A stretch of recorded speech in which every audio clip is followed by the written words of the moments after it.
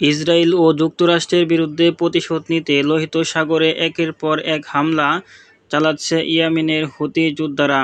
গাজায় ইসরায়েলি আগ্রাসনের প্রতিবাদে এবং ফিলিস্তিনিদের প্রতি সংহতি জানিয়ে তারা সামুদ্রিক রুটে হামলা জোরদার করেছে। সর্বশেষ 1 সেপ্টেম্বর ইয়েমেনি বাহিনী লোহিত সাগরে ইসরায়েলি মালিকানাধীন একটি তেল ট্যাংকারে ব্যালিস্টিক ক্ষেপণাস্ত্র হামলা চালিয়েছে। হুথি মুখপাত্র ইয়াহিয়া সারি জানান, এই হামলা গাজায় চলমান গণহত্যা ও অপরাধের জবাবে পরিচালিত হয়েছে। এই হামলাগুলোর ফলে লোহিত সাগরে বাণিজ্যিক জাহাজ চলাচলে ব্যাঘাত সৃষ্টি হয়েছে।